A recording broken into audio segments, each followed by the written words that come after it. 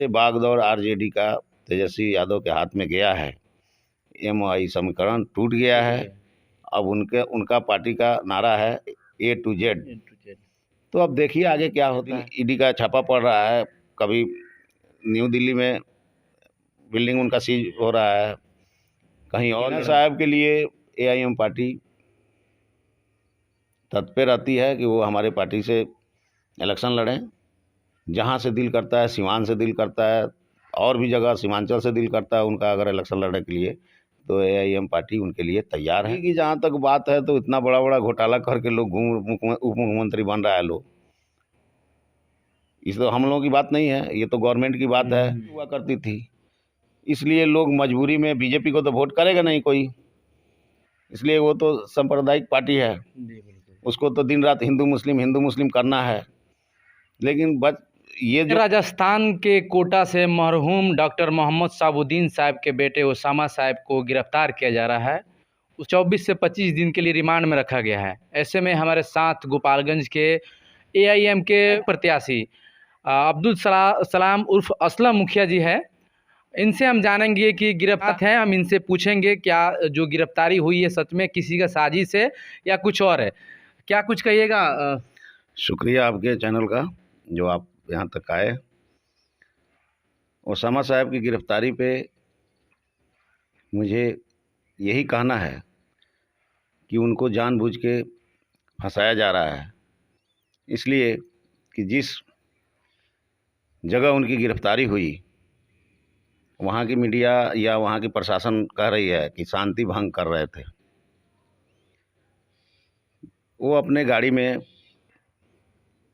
सफ़र कर रहे थे, कोई भी वाहन रोड पे ही चलती है, रोड पकड़ के वो लोग जा रहे थे। उस गाड़ी में सिर्फ 3 ही व्यक्ति थे। तो 3 व्यक्ति कौन सा उन्होंने हरकत किया जिससे प्रशासन को लगा कि ये अशांति फैला रहे हैं। वहाँ भी गठबंधन की सरकार है, ये सोची समझी साजिश है। वहाँ उनको डिटेन किया गया, कोर्ट हाजिर किया गया, कोर्ट ने उन्हें बेल दिया, जमानत दिया, और 20 घंटे के अंदर सीवान पुलिस कोटा पहुंच जाती है। इसी से साफ अंदाजा लगता है, सोचने वाली बात है कि जी सोचने वाली बात है कि 20 घंटे के अंदर अंदर कोटा में बिहार पुलिस सीवान जिला से कितनी एक्टिव है पुलिस यहाँ की, चुस्त दुरुस्त है। होना चाहिए पुलिस को उतना चुस्त दुरुस्त होना चाहिए दूसरे मामले में भी। लेकिन सिर्फ ओसामा साहब के लिए नहीं, आए दिन सीवान हो गोपालगंज हो, आए दिन हत्याएं हो रही हैं, लूट हो रही है, पुलिस उस पर तो दुबकी लगा के बैठी रहती है। बहुत सारा मामला है, बड़हरिया में आए दिन गोली चलता है दुकानों पे, आज तक कोई क्रिमिनल पकड़ा नहीं गया। और पकड़ा कौन जाता है? जो भी क्रिमिनल है उसका चेला चपाटी पकड़ा जाता है। मेन अभियुक्त को ये लोग नहीं पकड़ पाते हैं। शायद हो सकता है कि मिली भगत हो या जो भी कारण रहा हो, लेकिन जब तक मेन मुजरिम नहीं पकड़ेंगे तब तक तो क्राइम रुकेगा नहीं। लेकिन ऐसी कौन सी मजबूरी थी कि ओसामा साहब को वहाँ फंसाया गया? मुझे तो लगता है कि 2024 के इलेक्शन में उनको नीचा दिखाने के लिए ऐसा हुआ है, लेकिन कभी कभी उल्टा पड़ जाती है। सिवान की जनता में काफ़ी ज़्यादा आक्रोश है इसको लेकर, और जिस तरह रिमांड में भी रखा दिया गया, जिस तरह सिवान में प्रशासन उनको लेके आई, आपने गाड़ियों का काफिला देखा होगा, लोगों का हुजूम देखा होगा, उनकी मोहब्बत में पूरे कोर्ट परिसर खचाखच भरा हुआ था। तो इससे अंदाज़ा लगता है कि ओसामा साहब को चाहने वाले कितने लोग हैं। इसलिए कि उनके पिताजी काफ़ी लोगों के साथ घुल मिल के रहते थे, उनकी अच्छी खासी पकड़ थी सीवान में, तो उनको भी जानबूझ के ये ख़त्म किया गया कोरोना के बहाने। अब लग रहा है कि साबुद्दीन साहब की तरह ओसामा साहब को भी जेल में डाल दिया गया है। देखिए आगे क्या होता है। ऐसे कोर्ट पे उम्मीद है, विश्वास है कि 25 दिन के लिए रिमांड पर लिया है, और रिमांड में जो पूछताछ होती है उसके बारे में तो लोग ही जानते हैं कि रिमांड में कैसे पूछताछ। अच्छा ये बताइए कि रिमांड पे पुलिस ली है 25 दिन के लिए, तो जो घटना ज़मीनी विवाद को बताया जा रहा है, हर चीज़ का वीडियोग्राफी है, तो वहाँ गोली चलाते हुए ओसामा साहब की वीडियोग्राफी होनी चाहिए थी। ये जांच का विषय था, पुलिस जांच करती, अगर ओसामा साहब उसमें दोषी पाए जाते तो उनको अरेस्ट करती पुलिस। ये तो आनन फानन में कोई भी राजनीति करने वाले पे झूठा मुकदमा लगा देता है और उसी पे उनको अरेस्ट कर लिया जाता है। ये सिर्फ जिस दिन हिना साहब ने कुछ लोगों को बुला के राय मशवरा लिया कि मैं इलेक्शन लड़ूं या ना लड़ूं, लोगों की काफ़ी ख्वाहिश है कि हिना साहब सिवान से सांसद का इलेक्शन लड़ें, और उन्होंने ऐलान किया कि मैं इलेक्शन लड़ूंगी। उसी के दूसरे दिन उन पे मुकदमा हो गया और उसके कुछ दिन बाद कोटा से उनकी गिरफ्तारी हो गई। उनके गिरफ्तारी से पूरे बिहार में अल्पसंख्यकों के अंदर काफ़ी आक्रोश है। सारी बातें लोग समझ रहे हैं और इसका खामियाजा सरकार को भुगतनी पड़ेगी। मरहूम डॉक्टर शहाबुद्दीन साहब आरजेडी के फाउंडर मेंबर थे। उन्हीं की वजह से श्रीमती राबड़ी देवी मुख्यमंत्री बनी। ये जग जाहिर है, सबने देखा, इस बात को समझा है। और वैसे व्यक्ति को जब ये पार्टी दरकिनार कर सकती है तो इस बात को पूरे बिहार के अल्पसंख्यकों को सोचने पे मजबूर है कि हम लोग अब क्या करेंगे। तो पहले विकल्प नहीं होता था, बिहार के अंदर कोई दूसरा विकल्प नहीं था, लेकिन अल्हम्दुलिल्लाह इस बार अब तो AIM पार्टी विकल्प बन के पहुँच चुकी है और पीछे विधानसभा इलेक्शन में वो अपना रुतबा दिखा चुकी है पार्टी।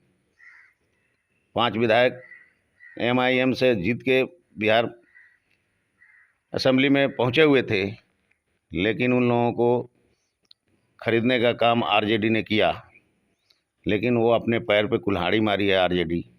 इसलिए किसी का नेतृत्व को खरीदने का काम नहीं करना चाहिए। अल्पसंख्यकों की तेजस्वी यादव जी आए थे थावे, कल ही आए थे, तो उनसे प्रेस कॉन्फ्रेंस में कोई पूछा कि सर शहाबुद्दीन साहब के जो बेटे हैं वो ओसामा साहब की गिरफ्तारी हुई है, तो उन्होंने कहा कि ये न्यायालय की बात है, न्यायालय इसका निर्णय लेगा। आप साहब के बड़े भाई इल्ज़ाम लगा रहे हैं कि सरकार उनको अरेस्ट कराई है। उस पर उन्होंने जवाब दिया कि मैं फाजुल की बात नहीं सुनता हूँ और वो कोर्ट का मामला है, कोर्ट की बात है, इसलिए हम लोग उस पर टिप्पा टिप्पणी करने का ज़रूरत नहीं है। अरे भाई, आपको पता नहीं है तेजस्वी यादव को कि आज के दौर में ओसामा साहब को चाहने वाले कितने लोग हैं। बिल्कुल। जब 2025 विधानसभा इलेक्शन होगा या आगामी 2024 लोकसभा इलेक्शन होगी, उसमें आपको पता चल जाएगा कि लोग, आवाम, जनता कैसे टिप्पा टिप्पणी करके आपको गद्दी से उतारने का काम करेगी। इसलिए कि इनसे पहले लालू यादव भी गोपालगंज आए हुए थे, तो उनके बड़े पुत्र तेज प्रताप यादव ने कहा कि हिना साहब को उनसे आके मिलना चाहिए। इतना कद छोटा नहीं है हिना साहब का कि इतनी छोटी बात तेज प्रताप को नहीं करनी चाहिए। इसलिए कि मरहूम शहाबुद्दीन साहब की जब मौत हुई तो ये सारे RJD वाले लोग, मीसा भारती हों, तेजस्वी यादव हों, लालू यादव हों, सारे लोग दिल्ली में थे। मुश्किल से वहाँ से 1 घंटा आधा घंटा की रास्ता होगा, लेकिन किसी ने वहाँ जाने का जहमत नहीं किया और उसका अंजाम धीरे धीरे दिख रहा है, ऐसी बात नहीं है। उपचुनाव में तो दिख ही गया था। हाँ, उपचुनाव में दिख गया और सामने आने वाला 2024 में भी दिख जाएगा। इसलिए कि एक तरफ तो ये गठबंधन सरकार जाति गणना कराती है और MLC का जो सीट होता है वो अगड़े को दे देती है। इस पर भी जाएंगे मुखिया जी। अब जातीय जनगणना जब से हुआ तो 18% आप लोग हैं, तो क्या लोगों का कहना है कि आखिर जो आपके समुदाय के 18% मुसलमान हैं किधर जाएंगे? अगर विपक्ष का ये भी कहना है कि अगर 18% मुसलमान है तो क्यों नहीं आदरणीय लालू प्रसाद यादव जी अपने बेटे को छोड़कर 18% वाला किसी मुसलमान को उप मुख्यमंत्री क्यों नहीं बना दे रहे हैं? अरे उप मुख्यमंत्री तो दूर की बात है। मैं आपको बता दूं कि जाति गणना जो हुआ है उसमें मुसलमानों की एक उपजाति कलाल जाति आती है। उनका जनगणना उनका गणना मुसलमानों के साथ नहीं हुआ है। ये आप लिस्ट उठा के देख लीजिएगा। अच्छा, उनका नहीं हुआ है जी, कलाल जाति का उसमें सूची में नाम ही नहीं है। तो अब कहीं ना कहीं वो परसेंटेज तो हमारा घटा है। चलिए कोई बात नहीं, 18% की जो बात आप कह रहे हैं उप मुख्यमंत्री की, अभी फिलहाल ही विश्वोत्तरी का चयन हुआ है। उसमें तेजस्वी यादव 8-9 मंत्रालय तो लेके बैठे हुए हैं और वो पटना के विश्वोत्तरी का अध्यक्ष मेंबर बन गए। वो किसी को देखिए, वो लोग मेन जो पद है उसको नहीं चाहता है लोग कि दूसरे किसी को मिले। ऐसा नहीं है कि वो लोग यादव करते हैं, लेकिन आम यादव को के बारे में भी वो लोग नहीं सोचते हैं। बचपन से आज तक मैं देखता आया, अपने ही जात को नहीं छोड़ते हैं हम लोग कि अरे वो तो मैंने वो भी दिन देखा है कि श्री साधु यादव, सुभाष यादव, चाहे वो यादव हो, मुसलमान हो, ब्राह्मण हो, राजपूत हो, कोई हो, किसी का ज़मीन पकड़ लेना, किसी के साथ रंगदारी लेना, ये आम बात थी।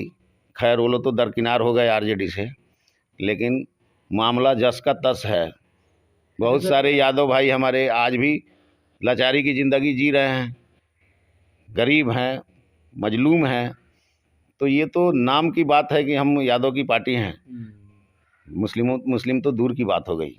एक समय था लालू प्रसाद यादव का समय, जब समीकरण बनता था एम और वाई का, जहाँ पे मुसलमान और यादव एक साथ कहीं भी वोट करते थे। लेकिन आज जब तेजस्वी यादव आए हैं तो ए टू जेड का पार्टी करती है। कहीं ना कहीं कुछ वर्ग के ऐसे लोग हैं, जैसे मुसलमान वर्ग के लोग काफ़ी ज़्यादा हिना साहब को लेकर नाराज़गी है, इसलिए बहुत ज़्यादा लोग कट गए हैं। पिछले चुनाव में देखने को मिला, आगामी चुनाव में भी लग रहा है कि अगर ऐसी स्थिति रहा, अगर हिना साहब को टिकट नहीं मिलता है या उनके बेटे को न्याय नहीं मिलता है, तो क्या लगता है कि कितने मुसलमान वर्ग के लोग जो हैं वो खिलाफ हो जाएंगे? देखिए, आरजेडी के वरिष्ठ नेता अब्दुल बारी सिद्दीकी साहब को दरकिनार करके तेजस्वी यादव को उप मुख्यमंत्री बनाया गया। उसी दिन से मुसलमानों का रुझान आरजेडी से कम होते गया। उसके बाद जिस तरीके से हिना साहब को दरकिनार किया जा रहा है, उससे भी काफ़ी लोगों में आक्रोश है। और कोई किसी का बंधुआ मजदूर नहीं है कि वो हर वक्त एक ही पार्टी को वोट करे। जिस तरह हमारा देश आज़ाद है, उसी तरह यहाँ के नागरिक वोट करने के लिए भी आज़ाद हैं। तो पहले विकल्प नहीं हुआ करती थी, इसलिए लोग मजबूरी में बीजेपी को तो वोट करेगा नहीं कोई, इसलिए वो तो सांप्रदायिक पार्टी है, उसको तो दिन रात हिंदू मुस्लिम करना है। लेकिन बस ये जो बाकी पार्टियां थी, जदयू हो या आरजेडी हो, तो इन लोगों ने भी अपना काम करके दिखा दिया। कोई हिस्सेदारी नहीं है मुसलमानों की, न मंत्रालय में अच्छा मंत्रालय मिलता है, न सरकारी पद पे कोई उच्च स्तरीय कोई अफसर हो, चाहे सिवान हो, गोपालगंज हो, बेतिया हो, मोतिहारी हो। ऐसा तो नहीं है कि नौकरी में मुसलमान लोग नहीं हैं, लेकिन उनको सेक्रेटरीट में ही रख दिया जाता है, उनको आगे भेजने की काम नहीं किया जाता है। यही सारी कमियां हैं इस पार्टियों में। क्या एआईएम में हिना साहब को एंट्री हो सकता है, या हिना साहब उसमें जा सकती है? हिना साहब को सिवान से टिकट मिल सकता है? हिना साहब के लिए एआईएम पार्टी तत्पर रहती है कि वो हमारे पार्टी से इलेक्शन लड़ें। जहाँ से दिल करता है, सिवान से दिल करता है, और भी जगह सीमांचल से दिल करता है उनका अगर इलेक्शन लड़ने के लिए, तो एआईएम पार्टी उनके लिए तैयार है टिकट देने के लिए। अब हम उनसे रब्ता भी कर रहे हैं कि वो हमारे पार्टी से आएँ। अगर आती हैं तो बड़ी खुशी की बात है। हम लोग जी जान से उनके लिए मेहनत करेंगे और उनको जिताने का काम करेंगे। इसलिए कि इस बार मुझे उम्मीद है कि आरजेडी या जदयू यहाँ से अपना प्रत्याशी सिवान से नहीं उतारेगी, इसलिए कि हिना साहब को टिकट देना नहीं है, तो यहाँ से भाकपा माले को टिकट मिलेगा और उन लोगों को बहाना होगा कि यहाँ से हमारा टिकट ही नहीं मिला, हिस्सा ही नहीं मिला तो हम लोग क्या करें। लेकिन जनता सब कुछ देख रही है, जनता पैनी नज़र रखी हुई है सरकार पे, और जो भी ढोल पीट रही है ये सरकार कि हम जाति जनगणना कराए हैं तो हिस्सेदारी दे। हाँ, हिस्सेदारी जब बोले हैं लालू यादव, जिसकी जितनी हिस्सेदारी जी, ये तो अच्छी बात है, बोले हैं, बड़ी अच्छी बात है। लेकिन बोलने से काम नहीं चलता है ना, काम करके दिखाना पड़ता है। हमारे तेजस्वी यादव भी कहते हैं कि हम काम करने वाले पार्टी हैं या हम काम करने वाले हैं, तो कौन सा काम करके दिखा रहे हैं? यही पब्लिक निगाह लगा के बैठी हुई है, और सब लोग इस बात को समझ रहे हैं कि जब से बागडोर आरजेडी का तेजस्वी यादव के हाथ में गया है, MOI समीकरण टूट गया है। अब उनका पार्टी का नारा है A to Z। तो अब देखिए आगे क्या होता है। क्या लगता है AIM की टीम जो है कब जा रही है हिना साहब से मिलने के लिए, या उनके बेटे के न्याय के लिए कितना तक सपोर्ट करेगी, लड़ेगी बेटे के न्याय के लिए? देखिए, मामला तो अब कोर्ट में चला गया है, उसमें कोई धरना प्रदर्शन की ज़रूरत तो नहीं है, लेकिन हम लोग जो उनके वकील हैं उनसे हम लोग राब्ता बना के रखे हुए हैं, अच्छा से पैरवी हो और उनका बेल हो। और दूसरी बात कि जो बंदा, उन पे 2-3 मुकदमा हो गया सिवान इस बिहार के अंदर। एक मोतिहारी में उनके बहन के यहाँ मुकदमा हुआ, जिसमें मुकदमा में जो विपक्षी पार्टी है उसने दिया कि कार्बाइन से गोली चला रहे थे। उस वक्त ओसामा साहब दिल्ली में थे।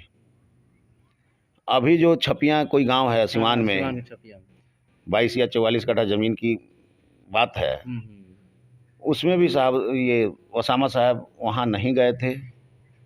अब उनको जानबूझ के फंसाया जा रहा है, और इसमें बहुत सारी साजिश है, और वो भी सामने खुल के आएगा कि ऐसा क्यों हो रहा है, और उसका खमियाजा कहीं ना कहीं ओसामा साहब को चारों ओर से घेरा जा रहा है कि इनको दागी कर दिया जाए कि आगे चल के इनको टिकट ना मिले, और ये टिकट के लिए चिल्लाए नहीं, बोले नहीं, हक के लिए। अब दागी की जहाँ तक बात है तो इतना बड़ा बड़ा घोटाला करके लोग उप मुख्यमंत्री बन रहा है लोग।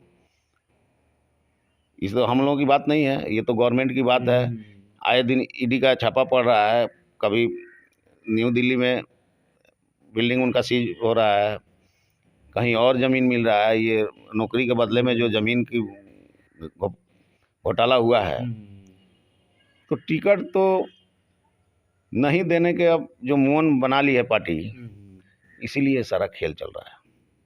लेकिन उससे कोई फर्क पड़ने वाला नहीं है। हिना साहब का कद बहुत ऊंचा है, इन लोगों के उनका कद छोटा करने से कद छोटा होने वाला नहीं है। और बड़ी खुशी की बात है कि आरजेडी खुद ब खुद मुसलमानों से दरकिनार हो रही है। इसलिए हमारी पार्टी AIM, हमारे अख्तरुल ईमान साहब मिले हुए हैं हिना साहब से, और भी माध्यम है उनसे संपर्क करने का, जिसमें हमारी पार्टी के शीर्ष नेता लोग लगे हुए हैं। जैसे ही आती हैं घोषणा हो जाएगी कि हाँ हमारी पार्टी में आ गई हैं। चलिए सर, बातचीत करने के लिए धन्यवाद। शुक्रिया आपका भी।